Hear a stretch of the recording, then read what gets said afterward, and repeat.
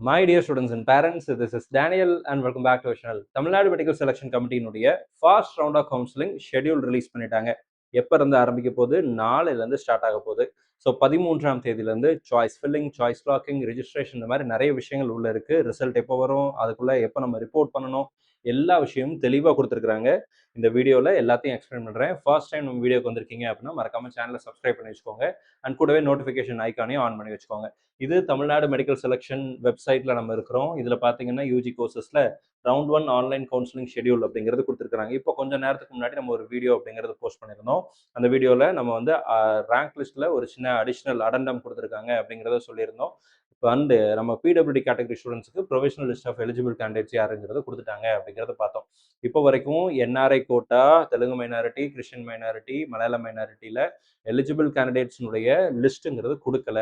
அது வரும்னு எதிர்பார்க்குறேன். வந்த உடனே நம்ம சேனலில் பதிவு செய்கிறேன். இப்போதைக்கு ஷெட்யூல் வந்திருக்கு. இந்த ஷெட்யூலை பார்த்துட்டு நீங்கள் ஆல் இண்டியா கோட்டாவும் பார்ட்டிசிபேட் பண்ண போகிறீங்க, தமிழ்நாடும் பார்ட்டிசிபேட் பண்ண போகிறீங்கன்னா எப்படி பண்ணலாம், நான் ஆல் இண்டியாலையும் சீட்டு கிடச்சிருச்சு, தமிழ்நாட்டிலையும் சீட்டு கிடச்சிருச்சுன்னா என்ன தான் செய்யணும், அது எல்லாத்தையும் எக்ஸ்பிளைன் பண்ணுறேன். வீடியோவை ஸ்கிப் பண்ணாமல் ஃபுல்லாக பாருங்கள். ஃபர்ஸ்ட் திங், நமக்கு Tamil Nadu counselling, registration, payment, choice filling and choice locking எப்போ இருந்து ஆரம்பிக்குதுன்னு சொல்லி கேட்டிங்கன்னா 13ஆம் தேதியிலிருந்து ஆரம்பிச்சு 19ஆம் தேதி ஆகஸ்ட் 19 ஆகஸ்ட் 19th வரைக்கும் நமக்கு டைம் இருக்கு.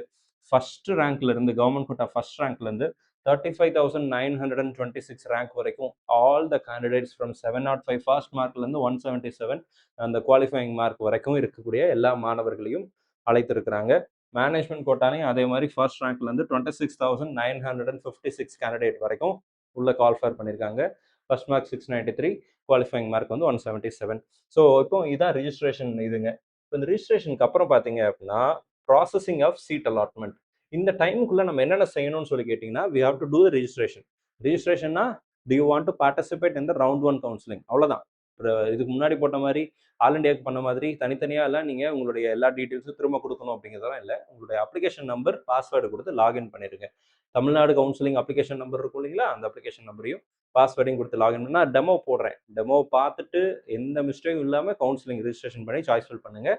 எப்படி சாய்ஸ் ஃபில் பண்ணுறதையும் டெமோவில் போட்டுறேன். டெமோ பார்த்ததுக்கப்புறம் பண்ணுங்கள். அண்டு இந்த பேமெண்ட் ஆஃப் செக்யூரிட்டி டெபாசிட் அப்படிங்கிறது கட்டணும். ரிஜிஸ்ட்ரேஷன் ஃபீஸ் வரும். டெபாசிட் அமௌண்ட் நீங்கள் வந்து அரசு மருத்துவக் கல்லூரிகள் மட்டும் போடுறீங்கன்னா டெபாசிட் அமௌண்ட் எதுவும் இருக்காது. ப்ரைவேட் காலேஜஸ் கவர்மெண்ட் கோட்டா போடுறீங்க அப்படின்னா 30,000 ருபீஸும், அதே ப்ரைவேட் காலேஜஸில், ப்ரைவேட் யூனிவர்சிட்டிஸில் மேனேஜ்மெண்ட் கோட்டா, என்ஆர்ஐ கோட்டா இந்த மாதிரி எல்லாம் போடுறீங்க அப்படின்னா உங்களுக்கு 1 lakh ருபீஸும் வரும். ஸோ ஒருவேளை நான் கவர்மெண்ட் கோட்டாவும் அப்ளை பண்ண போகிறேன் சார், மேனேஜ்மெண்ட் கோட்டாவும் அப்ளை பண்ண போகிறேன் அப்படின்னா 1,30,000 ருபீஸ் வரும். ப்ளஸ் ரெஜிஸ்ட்ரேஷன் ஃபீஸ் 1000 1500 அந்த ஃபீஸும் வரும். ஸோ அந்த ஃபீஸ் எல்லாம் நீங்கள் பே பண்ணணும். எப்போனாலும் பே பண்ணிக்கலாம். 13ஆம் தேதியிலேருந்து 19ஆம் தேதி வரைக்கும் 19th அன்னைக்கு ஈவினிங் 5 PM வரைக்கும் நீங்கள் ரிஜிஸ்ட்ரேஷன் பண்ணிவிட்டு பேமெண்ட் பண்ணிவிட்டு உடனே சாய்ஸ் ஃபில் பண்ணுறதுனாலும் பண்ணலாம். இல்லை ஃபர்ஸ்ட் டே நான் ரிஜிஸ்ட்ரேஷன் பண்ணுறேன், சாய்ஸ் ஃபில்லிங் பேமெண்ட் பண்ணிடுறேன், பேமெண்ட் ரிஃப்ளெக்ட் ஆனதுக்கப்புறம் அடுத்த நாள் நான் சாய்ஸ் ஃபில் பண்ணலாமா அப்படின்னா தாராளமாக பண்ணலாம். சாய்ஸ் லாக்கிங் எக்காரணம் கொண்டும் ஃபர்ஸ்ட் டேவே பண்ணி வச்சிடாதீங்க. சாய்ஸ் லாக்கிங் பண்ணிட்டீங்கன்னா உங்களால் உங்களுடைய சாய்ஸஸை திரும்ப எடிட் பண்ண முடியாது. ஸோ அதனால் சாய்ஸ் லாக்கிங் எல்லாம் கரெக்டாக இருக்கான்னு பார்த்ததுக்கு அப்புறம் தான் பண்ணணும். ஃபர்ஸ்ட் டேல தயவு செஞ்சு சாய்ஸ் லாக் பண்ணாதீங்க. நீங்கள் எல்லா சாய்ஸஸும் என்ட்ரு பண்ணி அதில் எந்த சேஞ்சஸும் இல்லைன்னு வந்ததுக்கப்புறம் தான் சாய்ஸ் லாக் பண்ணணும். 19ஆம் தேதிக்குள்ளே கண்டிப்பாக சாய்ஸ் லாக் பண்ணிடணும். ஸோ இப்போ நான் வந்து ப்ராசஸிங் ஆஃப் சீட் அலாட்மெண்ட் பார்த்துடலாம். இப்போ வந்து 19ஆம் தேதி முடியுதுங்களா, ரிசல்ட் எப்போ விட போகிறாங்க, பப்ளிகேஷன் ஆஃப் ரிசல்ட் அப்படிங்கிறது வந்து 21ஆம் தேதி நமக்கு ரிசல்ட்டுங்கிறது ரிலீஸ் பண்ண போகிறாங்க. 21ஆம் தேதி டவுன்லோடிங் த ப்ரொவிஷனல் அலாட்மெண்ட் ஆர்டர் 22ஆம் தேதியிலேருந்து 28ஆம் தேதி வரைக்கும் நமக்கு ப்ரொவிஷனல் அலாட்மெண்ட் ஆர்டர் வந்து டவுன்லோட் பண்ணிக்கலாம். ஸோ 21st ரிசல்ட் வருது, 22nd 28th வரைக்கும் நமக்கு வந்து அலாட்மெண்ட் ஆர்டர் டவுன்லோட் பண்ணிவிட்டு அந்த காலேஜில் போய் ரிப்போர்ட் பண்ணலாம்.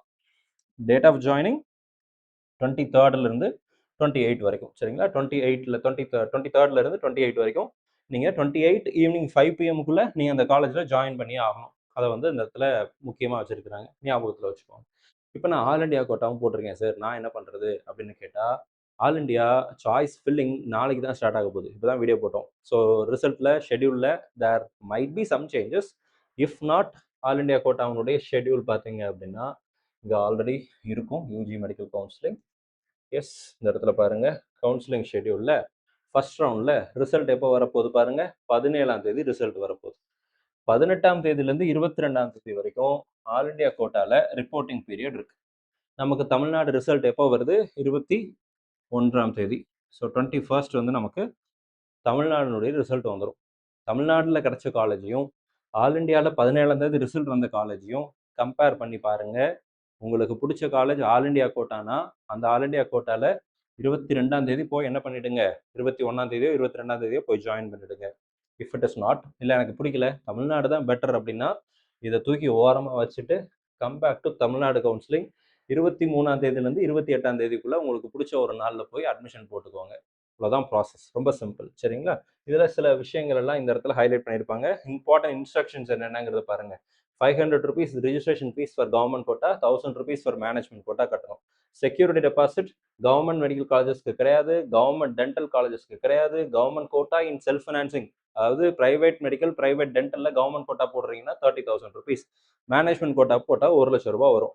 நீங்க in case SC, SCA, ST convert கிறிஸ்டியனா இருக்கீங்க, உங்களுடைய ஆனுவல் இன்கம் 2.5 லேக்ஸை விட கம்மியா இருக்குன்னா, நீங்க செக்யூரிட்டி டெபாசிட் கட்ட வேண்டியதில்லை, டியூஷன் ஃபீஸ் கட்ட வேண்டியதில்லை. அது அவங்களே அந்த இடத்துல சொல்லியிருப்பாங்க. ஸோ இதெல்லாம் நீங்க பார்க்க போறீங்க. மேனேஜ்மெண்ட் கோட்டானா ₹1,00,000. ஈவன் மேனேஜ்மெண்ட் கோட்டாக்கு போட்டாலும் அதே மாதிரி இந்த கேட்டகரி ஸ்டூடெண்ட்ஸ் வந்து 2.5 லேக்கு வந்து கம்மியா ஆனுவல் இன்கம் இருந்துச்சுன்னா அவங்களும் டெபாசிட் கட்ட வேண்டியதில்லை. அண்ட் இதுல இருக்கிற இன்ஸ்ட்ரக்ஷன்ஸ் எல்லாம் படிச்சிருங்க. சாய்ஸ் ஃபில்லிங் இப்போ பாருங்க, ரொம்ப முக்கியமான விஷயம். Candidates will have the option of choice filling for all the seats for which they have applied. For example, if a candidate has applied for both government and management quota, he will have choices for both government as well as management quota. The candidates are encouraged to analyze the choices available and fill their choices in order of their preferences. உங்க ப்ரிஃபரன்ஸ்க்கு தகுந்த மாதிரி கரெக்டாக choice filling அப்படிங்கிறது பண்ணுங்க அப்படிங்கிறது சொல்லியிருக்காங்க. நீங்கள் எதெல்லாம் அப்ளை பண்ணீங்களோ அதெல்லாம் உங்களுக்கு வந்துடும். சாய்ஸ் லாக்கிங் அப்படிங்கிறது வந்து இந்த இடத்துல பாருங்க, candidates can edit their choices any number of time. எத்தனை தடவை வேணாலும் நீங்கள் என்ன பண்ணிக்கலாம், எடிட் பண்ணிக்கலாம். ஆனால் once lock they will not be allow to edit. ஒரு தடவை லாக் பண்ணிட்டீங்கன்னா அதை அலோவ் பண்ண மாட்டாங்க, எடிட் பண்ணுறதுக்கு அலோவ் பண்ண மாட்டாங்க. Hence candidates are requested to check their choices and order preferences before locking. அதை நீங்கள் நல்லா ஞாபகம் வச்சுக்கோங்க. If the candidate does not lock his or her choices last date அன்னைக்கு நீங்கள் லாக் பண்ணாமல் விட்டுட்டீங்கன்னாலும் அது ஆட்டோமேட்டிக்காக லாக் ஆகிடும் அப்படின்னு சொல்லியிருக்கிறாங்க. பயப்படாதீங்க. ஆனால் ஸ்டேட்டஸ் எல்லாம் மாறாது.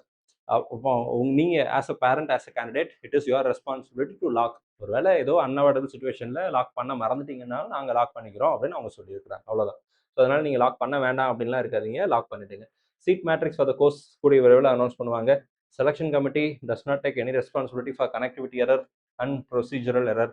நான் வந்து கனெக்ஷன் பண்ணிட்டு சாய்ஸ் ஃபில்லிங் பண்ணிட்டு இருக்கும்போதே நெட்டு கட் ஆயிருச்சு சார், நான் சேவ் பண்ணாமல் விட்டுட்டேன், அது சேவ் ஆகாமல் போயிடுச்சு, இந்த மாதிரி விஷயத்துக்குலாம் அவங்க பொறுப்பேற்றுக்க மாட்டாங்க. நம்ம தான் தெளிவாக மொபைல் ஃபோனில் பண்ணாமல் இந்த குட்டி மொபைல் ஃபோனில் உங்கள் லைஃப்பை தீர்மானிக்காதீங்க. லேப்டாப்பில் கம்ப்யூட்டரில் பண்ணுங்கள், மிஸ்டேக் இல்லாமல் பண்ணுங்கள், அதெல்லாம் ரொம்ப முக்கியம். Admission to MBBS BDS courses shall made only by the online counselling on the basis of rank and applying the rule of reservation and request for change of course MBBS BDS or colleges from one to another. இது வேற, எனக்கு என் ஃப்ரெண்டுக்கு அங்கே கிடச்சிது, எனக்கு இங்கே கிடச்சி, நாங்கள் 2 பேரும் முச்சுவலாக மாற்றிக்கலாமா? இந்த வேலையே இங்கே கிடையாது. No transfer, no exchange, nothing. அவங்கவுங்களுக்கு எந்தெந்த காலேஜ் கிடைக்குதோ அவங்கவுங்க அந்தந்த காலேஜில் தான் படிக்கணும் அப்படிங்கிற ரூல் வந்து இந்தியா ஃபுல்லாக இருக்குங்க.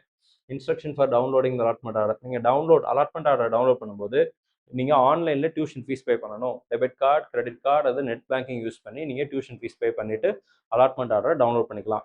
பே பண்ணதுக்கப்புறம் தான் அலாட்மெண்ட் ஆர்டர் டவுன்லோட் ஆகும். டவுன்லோட் பண்ணதுக்கப்புறம் தான் நீங்கள் காலேஜில் போய் சேர முடியும். இப்போ நீங்கள் வந்து இந்த கேண்டிடேட் அலாட்டட் பிடிஎஸ் டென்டல் காலேஜில் நீங்கள் எடுக்கிறீங்க அப்படின்னா அலாட்மெண்ட் ஆர்டர் டவுன்லோட் பண்ணும்போது நீங்கள் டியூஷன் ஃபீஸ் பே பண்ண வேண்டியதில்லை. டேரெக்டாக காலேஜில் போய் நீங்கள் டியூஷன் ஃபீஸ் பே பண்ணிக்கலாம். செக்யூரிட்டி டெபாசிட் இஸ் காமன், அதில் எந்த சேஞ்சும் இல்லை.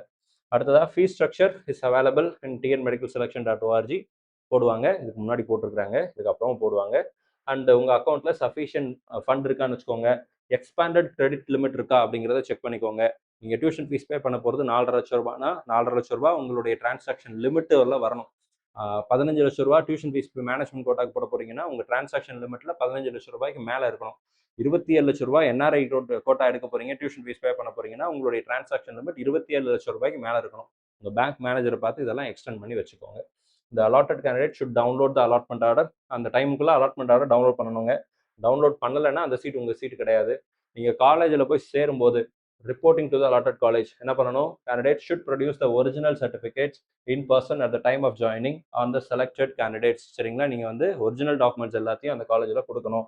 If you do not report, நீங்கள் அந்த காலேஜுக்கு போய் ரிப்போர்ட் பண்ணலை, டேரெக்டாக ஃபிசிக்கலாக நீங்கள் போய் ரிப்போர்ட் பண்ணலை, தமிழ்நாடு கவுன்சிலிங்கில் ஃபிசிக்கல் ரிப்போர்ட்டிங் மேண்டேட்ரி, ஃபிசிக்கலாக ரிப்போர்ட் பண்ணலை அப்படின்னா அந்த சீட்டு உங்களுடைய சீட்டு கிடையாது அப்படிங்கிறத சொல்லியிருக்கிறாங்க.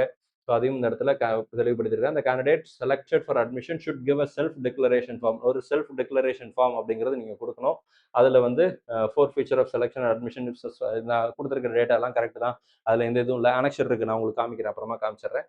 Candidates R advised to be in touch with official website and இந்த மாதிரி தமிழ்நாடு மெடிக்கல் செலக்ஷன் கமிட்டி வெப்சைட்டை வந்து அடிக்கடி ஃபாலோ பண்ணுங்க அப்படின்னு சொல்லியிருக்கிறாங்க. No communication will be sent to direct candidates. They are advised to be in touch with website on regular basis for any updates. எல்லாத்தையும் வெப்சைட்டில் தான் போடுவாங்க. தனித்தனியாக உங்களுக்கு கால் பண்ணி மெசேஜ் பண்ணிலாம் சொல்ல மாட்டாங்க. வெப்சைட்டை பார்த்துக்கோங்க. வெப்சைட்டை பார்க்க கஷ்டமாக இருக்குன்னா மிஸ்பா அகாடமியை பாருங்கள். நம்ம சேனலில் நம்ம எல்லா அப்டேட்டும் என்ன பண்ணிடுவோம் அப்படின்னா பதிவு செஞ்சுருவோம். ஸோ 4 பக்கத்துக்கு இன்ஸ்ட்ரக்ஷன் கொடுத்துருக்காங்க. நீங்கள் ஃப்ரீயாக தான் இருப்பீங்க. இப்போ ஸ்டூடெண்ட்ஸ் கண்டிப்பாக ஃப்ரீயாக தான் இருப்பீங்க. Because after a long struggle, ஒரு பெரிய ஸ்ட்ரகிளுக்கு அப்புறம் கவுன்சிலிங் ஆரம்பிக்குது அப்படிங்கிறது ஒரு சந்தோஷமான விஷயம் தான். கூடிய விரைவில் உங்களுக்குலாம் சீட் கிடச்சிடும். நீங்கள்லாம் ஒரு எம்பிபிஎஸ் கிராஜுவேட்டாக மாற போகிறீங்க, காலேஜில் சேர போகிறீங்க, அட்மிஷன் போட போகிறீங்க. So I feel very excited. நீங்கள் உங்களுக்கும் அது சந்தோஷமாக இருக்கும்னு நினைக்கிறேன். வீடியோ பார்க்கக்கூடிய மாணவர்கள் மற்றும் பெற்றோர்கள் எல்லாத்துக்குமே இந்த மருத்துவ கலந்தாய்வில் இடங்கள் கிடைக்கணும்னு சொல்லி உங்களுக்காக ப்ரே பண்ணிக்கிறேன். அடுத்தடுத்து இந்த கவுன்சிலிங் ப்ராசஸில் எப்படி சாய்ஸ் ஃபில் பண்ணுறது, என்னென்ன விஷயங்கள் இருக்குது, அது எல்லாத்தையுமே அடுத்தடுத்த வீடியோவில் நான் கவர் பண்ணுறேன். மறக்காமல் சேனலை சப்ஸ்கிரைப் பண்ணி வச்சுக்கோங்க. இது வரைக்கும் நீங்கள் சேனலை சப்ஸ்கிரைப் பண்ணாமல் இருந்தீங்க அப்படின்னா போகும்போது மறக்காமல் சேனலை சப்ஸ்கிரைப் பண்ணிடுங்க. All the very best and thank you so much.